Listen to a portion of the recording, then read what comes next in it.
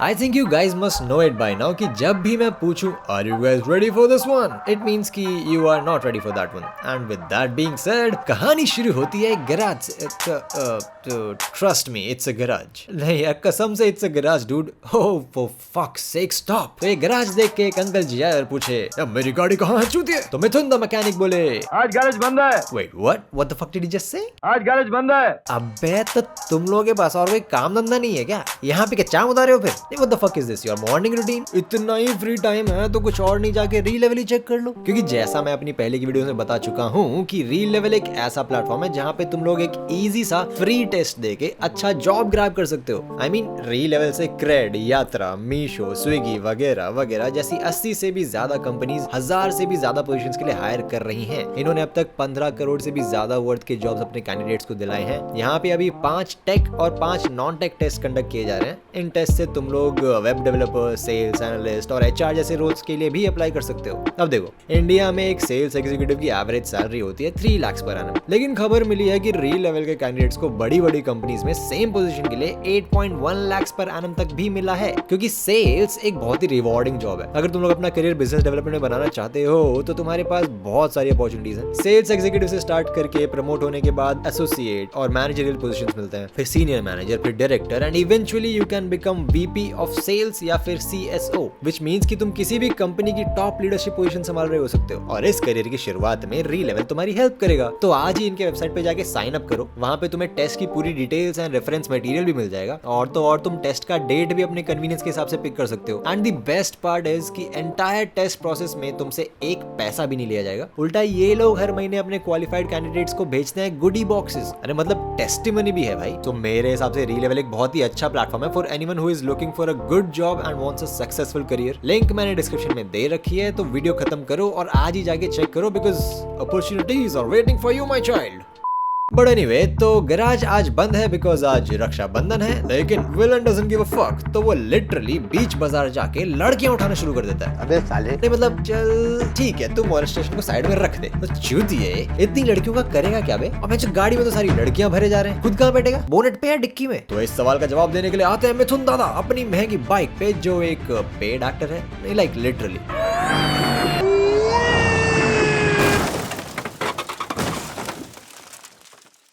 ओए होए होए होए होए होए, इसको साला 200-300 रुपए ज्यादा दे देता ना तो खुद जाके गुंडे मारती। लेकिन अफसोस प्रोड्यूसर ने काम की जगह पैसे नहीं लगाए, तो मिथुन द फाइटर ने सबको बारी बारी पेला और सॉल्व करी हमारी मिस्ट्री कि सारी लड़कियां गाड़ी से भर सॉरी फक सारी गाड़ियां लड़कियों से भर दी, तो गुंडा कहाँ बैठेगा?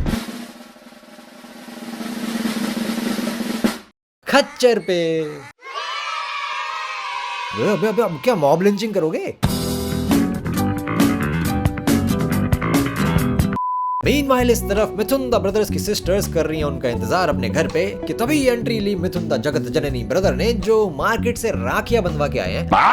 ओह फक यू, ऐसा आइटम मेरे पास मत लाओ। बट हु केयर्स, तो सिंस इट इज रक्षाबंधन, दीदियां बांधती हैं राखियां।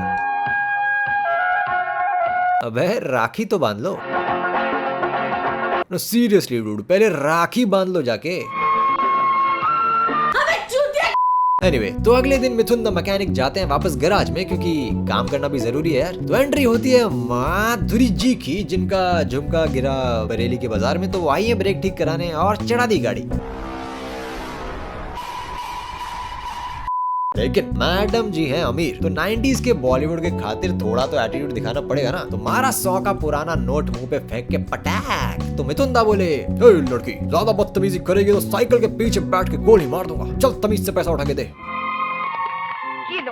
देखा मिथुन द साइकिल से सब डरते हैं ब्रो। और यहाँ पे कादर द खान बना रहे हैं पान while harassing the women coming to his दुकान, बट मिथुन दा invited his wife to his मकान, क्योंकि बहन के लिए आ रहे हैं लड़के वाले खाने फ्री के पकवान।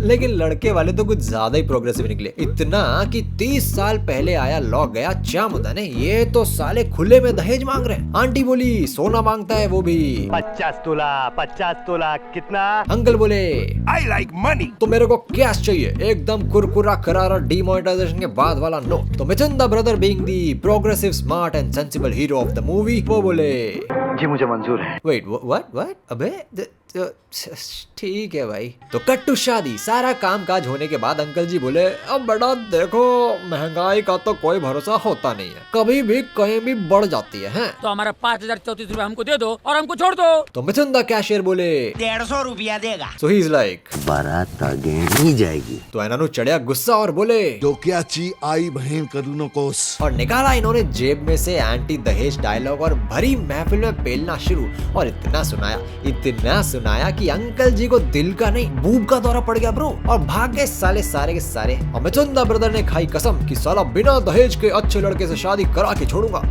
अबे एक मिनट, दहेज के लिए पहले तो ये रेडी था ना, लेकिन इंक्रीमेंट हो गई तो ही बैक्ड आउट। तो मतलब दहेज नहीं, जेब में पैसा ना होना is the problem. But how? नहीं मतलब तुम लोग लिटरली मुंबई में सी व्यू घर में रहते हो bro, literally sea view. It's hard to believe that you guys don't have money, but who am I to question the holy logic of Bollywood. हाँ, क्योंकि इस तरफ माधुरी जी खा रही हैं अपने पिताजी की कसम की मैं कसम खाती हूँ, अब जो तोहफा मांगोगे मैं जरूर दूंगी। अबे एक गिफ्ट के लिए कौन कसम खाता है ब्रो? ओशो भाई please do the honours. What the fuck is going on here? But anyway, since पिछली बार गाड़ी थी तो इस बार चुत्तर में साइकिल घुसा दी। क्रैश नहीं क्रैक होगा देखो। और बस जबरदस्ती का फुल ऑफ लॉजिक राड़ा शुरू।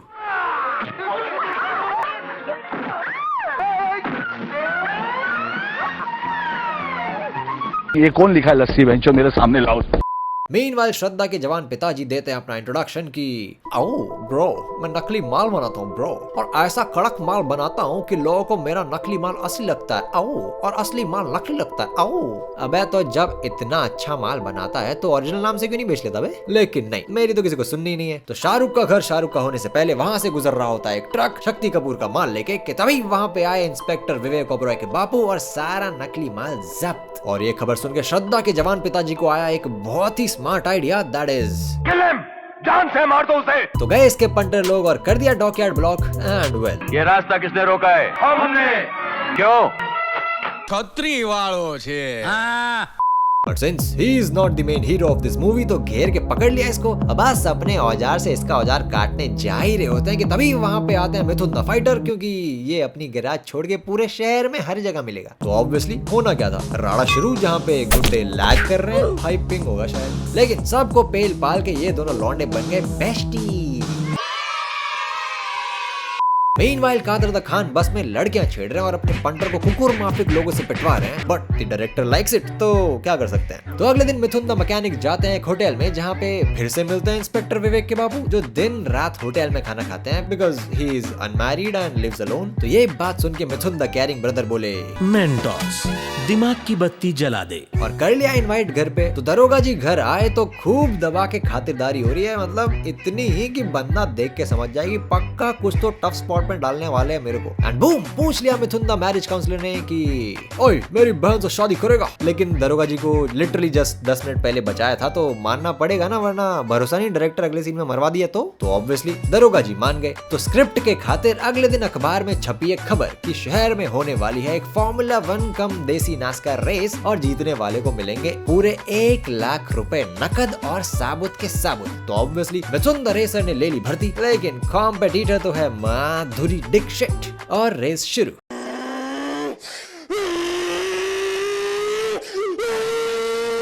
और ऑब्वियसली रेस पे इतना फोकस किया है तो कुछ तो झोल होगा ना। बस फिर लग गई आग डिक्शिट की गाड़ी में, और Mithun the saviour being a super hero, tension नहीं है, माइंड एकदम क्लियर है। बिना उसकी गाड़ी का दरवाजा खोले घुसे उसी गाड़ी में और लौंडिया की सीट बेल्ट खोल के कूद गए बाहर।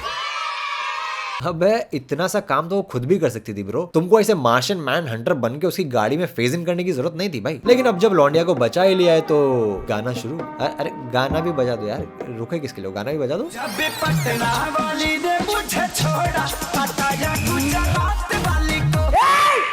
तो दीक्षित जी के साथ दीक्षित गाना गा के भैया जी निकले काम पे, तो बगल से निकली चाची और बोली, अरे बेटा देखो, मूवी में वैसे भी कहीं से भी कुछ भी हो रहा है, तो मैंने सोचा अपना बेटा इंट्रोड्यूस कर देती हूँ और लगे हाथ रिश्ते की भी बात कर लेती हूँ। लेकिन एक प्रॉब्लम है बेटा, माई सन इज अ बाल ब्रह्मचारी, तो कैसे पटेगी नारी। तो मिथुन द लव गुरु बोले, अरे चाची मैं हूँ ना, देखो कैसे बिना कुछ किए सब कुछ कराता हूँ। तो भैया जी गए और जाके दी लौंडे को थोड़ी हुल, साले बिना बेल्ट की पेटी मेरी बहन के साथ बकचोदी करेगा तो कच्चे का नाड़ा भी निकाल दूंगा। तो ये बंदा अलग चूतिया for no reason at all अगले दिन ही इसकी बहन को बकायदा अपने स्कूटर पे बिठा के घर लेके आ गया हाथ पकड़ के, just to prove that he has no bad intentions and also he is not scared of him. अब भगवान जाने कैसे प्रूव हुआ बट हुआ। मजाक बना रखा है, अरे हम भी किसी के बच्चे हैं। तो मिथुन द केयरिंग ब्रदर गए इसके production unit aka father Kader the Khan के पास और बोला कि चचा तुम्हारा बेटा मेरी बहन को बीच बाजार से अपने स्कूटर पर बिठा के लाया हाथ पकड़ के। तो इन्होंने चढ़िया गुस्सा और घर जाके पेला अपने बेटे को और बोले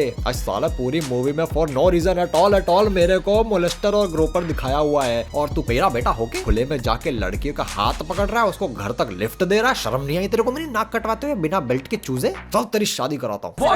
ये सब दोगलापन है। तो ये लोग सह परिवार गए मिथुन द जोड़ी मेकर के घर पे और इस बिना बेल्ट के लौंडे की मिथुन की बहन के साथ शादी फिक्स कर दी। अबे साले वो ब्रह्मचारी था ना, ऐसी अचानक से एक दिन बोला शादी कर ले और मान गया।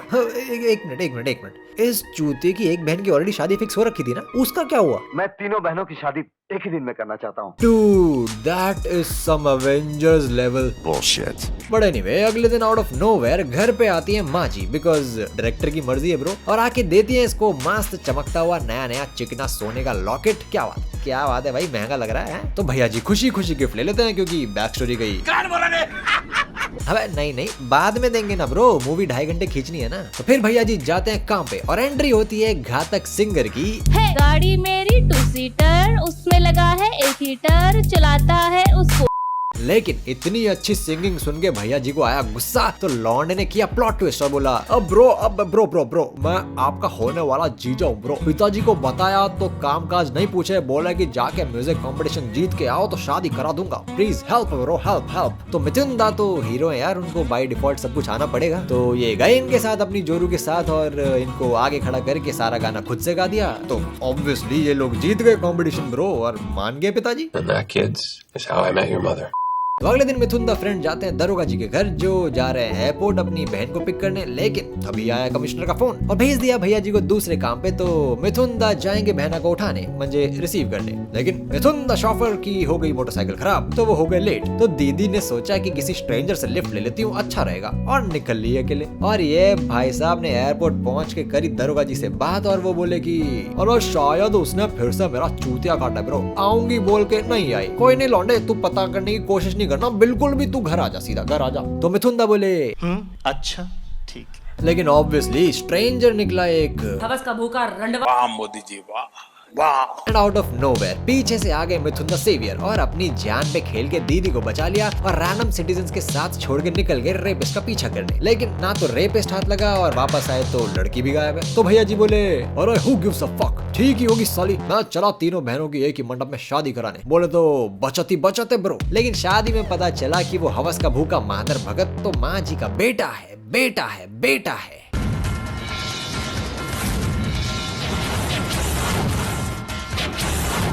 तो शादी निपटा के अगले दिन मिथुन दा जज एंड ज्यूरी गए माँ जी के घर उनको सच बताने, लेकिन वहाँ पे तो ऑलरेडी डॉक्टर आया हुआ है क्योंकि मे बी माँ जी को आया दिल का दौरा। तो डॉक्टर बोला नो मोर बैड ऑरा, नहीं तो लगेगा सदमा और बहुत बड़ा लौरा। तो ये खबर सुन के मिथुन दा बोले फ्लैशबैक टाइम। तो 150 साल पहले माता जी के बेटे को हुआ हैजा कि तभी पीछे से आई पुराने बॉलीवुड में हर हीरो की माँ बनने वाली निरूपा रॉय और बोली मैडम जी मेरा बेटा छोटा मिथुन दा को भी हुआ है हैजा, प्लीज इसका इलाज करवा दो। तो डॉक्टर बोला मेरे पास तो बस एक ही इंजेक्शन है, चूज बिच चूज। तो माँ जी बीइंग माँ जी बोली मिथुन दा मैं तुम्हें चुनती हूँ। Alright, I caught it. Now it's mine and I can force it to do whatever I want. End of flashback. Meanwhile, माधुरी के बड़े भैया श्रद्धा के पिताजी कर रहे हैं प्लानिंग एंड प्लॉटिंग अपनी बहन की शादी इस गांडू से कराने की, क्योंकि ये इसका बेस्टी है और दीक्षित जी इसकी सौतेली बहन है जिसकी वसीयत शादी के बाद पति की हो जाएगी and he wants some green note, I mean पैसे। तो बताओ जायदाद नाम करीबी तो इन फ्यूचर होने वाले पति के नाम। क्या चूतिया लॉजिक है यार, हैं? कैसे चूतिया पेरेंट्स से लड़की की कोई इज्जत ही नहीं है। हो अच्छा 1991 है ना, तभी। लेकिन कुछ दिन बाद भैया जी ने बिना बताए करी शादी की डेट फिक्स और जबरदस्ती रेडी करके बैठा दिया मंडप में। तो दीदी बोली फक दिस शिट एंड खबरदार आगे मत बढ़ना। पंडित जी शादी की सामग्री उठाइए और चलिए मेरे साथ। अबे अबे अबे ये तो जल्द ही अग्नि उठा के भाग गया भाई। स्टड पंडित है ये, इसके लिए अलग से मिनी सीरीज बनवाओ यार। लेकिन जैसे ही दीदी भाग के पहुंची मिथुन दा के पास, पीछे से आए भैया जी और बोले, आओ मैंने पिताजी को वादा किया था ब्रो कि तुझे चूतिया बना के तेरी सारी जायदाद हड़प कर जाऊंगा, तो मेरी झूठी झूठी बातें मान ले और घर चल लड़की घर चल, मोहल्ले में लड्डू बंटवाऊंगा। तो दीदी बोली अच्छा तो हम चल। अबे चुप। एंड आउट ऑफ नोवेयर, नहीं लिटरली जबरदस्ती, बिकॉज मूवी में स्टोरी तो ज्यादा है नहीं, तो एक और गाना शुरू स्टारिंग कादर खान। मेरे अब्बू आए हैं, मेरे अब्बू आए हैं, मेरे अब्बू आए हैं और मिठाई लाए। और इस तरफ अगले दिन दरोगा जी को फाइनली दिखता है अखबार, जिसमें दिखती है न्यूज, और न्यूज में छपा है छोटी बहन का तस्वीर, सेइंग दैट हजरात हजरात हजरात इनकी याददाश्त चली गई है, तो ये सामान जिसका भी है कृपया आके उठा के ले जाएं। तो हॉस्पिटल गए तो डॉक्टर बोला कि लड़की के साथ सिर्फ एक लॉकेट मिला था, एंड सरप्राइज सरप्राइज लॉकेट है मिथुन द कल्प्रिट का। तो गए दरोगा साहब और कर लिया इनको अरेस्ट, और ये खुशी खुशी अरेस्ट हो भी गई, क्योंकि माँ जी को दिल के दौरे से बचाने के लिए अब ये सच नहीं बोलेगा। वेल डन, तालियां होनी चाहिए। तो ये जाता है अदालत, घर पे माँ जी देती है चमाट, दरोगा जी इसकी बहन को घर से निकाल देते हैं। तो ये जाता है दरोगा जी से बात करने, तो वो इसको भी 10 गाली देके भगा देता है। फिर घर जाता है तो तीनों बहन मिलकर सेंटी गाना भी बजाती हैं, और तो और मैंने पकड़ से उसके 2 दांत उखाड़ दिए, उसके 2 नाखून उखाड़ दिए, और मैंने वो भी उखाड़ दिया। क्या? हाँ, फिर भी कुछ नहीं बोलता है। बहुत डीट है भाई, बहुत डीट है। मेनवाइल विलन को मिलती है खबर कि दरोगा की बहन की तबीयत होने वाली है ठीक, और जल्दी ही वो बोलने लगेगी, तो अब इसको करना पड़ेगा सबूत खत्म। तो ये जाता है बकायदा उसके घर पे सांप लेके। लेकिन like I said, Mithun the saviour पूरे शहर में हर जगह मिलेगा, ओमनी प्रेजेंट है bro. So he beats the shit out of him and saves the day. और लगे हाथ इस चूते के पट्टे को देख के दीदी की तबीयत भी हो जाती है ठीक, and boom.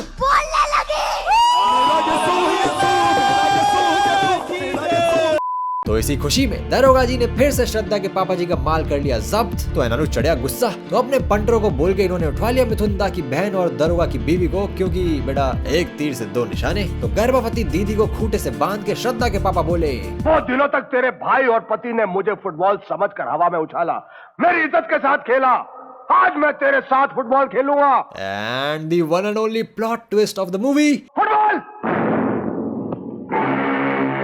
What the hell?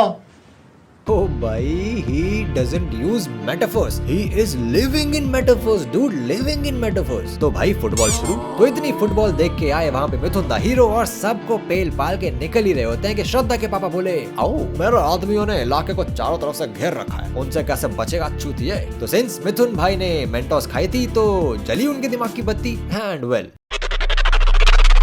Batman में रॉबिन, कमिश्नर हूँ गॉर्डन, हिप हॉप है कॉलेज तो बन जाऊं मैं वार्डन। और तो और पीछे लगे गुंडों को तो डायरेक्टर ने मरवाई डाला ब्रो। ओए होए होए होए भाई, ये वाला तो पक्का मरा होगा यार। सही है बेटा। तो जैसे तैसे करके भैया जी पहुंचे हॉस्पिटल, तो पीछे से मारी इनके चित्तर पे गोली, और दूसरे चित्तर में मारने जा ही रहा होता है कि बूम, विवेक के बापू इन द हाउस, एंड मर गया मादर ला ला ला ला ला। एंड सिंस हैप्पी एंडिंग जरूरी है, तो दीदी भी बच गई, बच्चा भी बच गया, मिथुन दा मामा भी बच गए, एंड फाइनली मिथुन दा लवर की शादी भी होगी। Wait what? वेंचुदी रेपिस्ट की शादी विक्टिम से करा दी।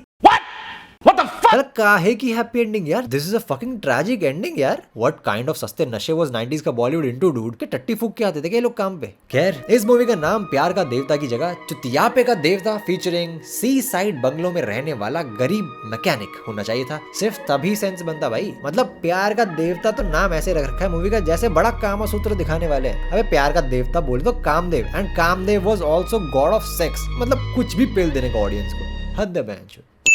And then again, don't forget to check out Re-Level by Unacademy. Link description में मिल जाएगी। ट्रस्ट मी, जॉब ढूंढने के बहुत ही काम आने वाली ये चीज। काफी सिंपल सा प्रोसीजर है, तो मेक श्योर तुम जाके चेक करो वेबसाइट, जितनी जल्दी हो सके उतनी जल्दी। Go for it.